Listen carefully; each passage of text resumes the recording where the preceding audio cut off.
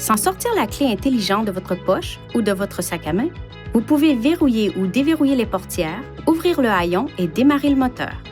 Les portières du conducteur et du passager avant sont équipées d'un capteur monotouche qui facilite le déverrouillage du véhicule. Pour déverrouiller la portière du conducteur ou du passager avant, assurez-vous d'avoir la clé intelligente sur vous, puis tirez sur la poignée pour ouvrir la portière. Les autres portières resteront verrouillées. Pour les déverrouiller, appuyez sur le bouton de demande des portières du conducteur et du passager avant dans la minute qui suit l'activation du capteur de déverrouillage de portière monotouche. Le capteur de déverrouillage de portière monotouche ne fonctionne pas pendant les 2 secondes qui suivent le verrouillage des portières. Si cela se produit, relâchez la poignée et tirez-la de nouveau pour déverrouiller la portière. Pour verrouiller le véhicule, appuyez une fois sur n'importe quel bouton de demande de poignée de portière lorsque toutes les portières sont fermées. Ces fonctions sont disponibles lorsque la clé intelligente se trouve à environ 80 cm du bouton de demande correspondant. Pour activer ou désactiver la fonction du capteur de déverrouillage de portière monotouche, appuyez sur le bouton Menu du panneau de commande, touchez Réglages, touchez Confort et commodité, puis touchez Capteur tactile de portière. Le capteur de déverrouillage de portière monotouche est activé lorsque le témoin lumineux de l'écran est allumé. Lorsque cette fonction est désactivée, il faut appuyer sur le bouton de demande de poignée de portière tout en ayant la clé intelligente sur vous pour déverrouiller la portière du conducteur. Appuyez de nouveau sur le bouton de demande de poignée de portière dans la minute qui suit afin de déverrouiller toutes les portières et le haillon. La clé intelligente possède des fonctions de télédéverrouillage qui peuvent fonctionner dans un rayon d'environ 10 mètres du véhicule. Appuyez une fois sur ce bouton pour déverrouiller la portière du conducteur. Appuyez rapidement une deuxième fois sur ce bouton pour déverrouiller les autres portières.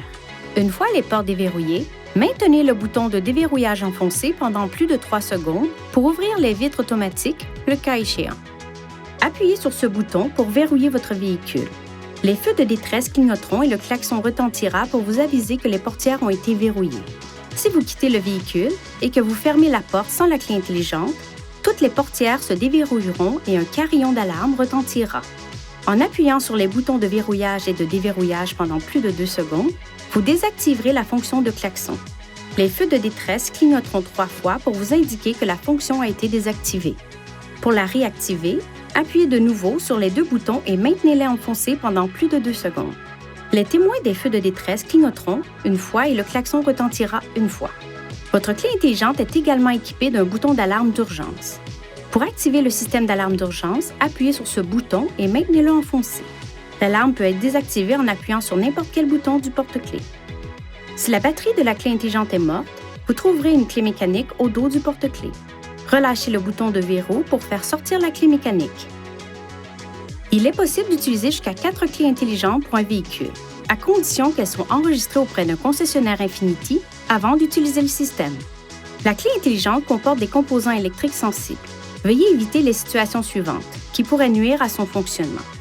Ne la laissez pas tomber ou ne la cognez pas contre un autre objet. Évitez tout contact avec de l'eau. Gardez-la à l'écart de tout équipement produisant des champs magnétiques, notamment les ordinateurs, les téléphones cellulaires, les téléviseurs et les accessoires audio, et évitez de la garder sur un porte-clés contenant un aimant.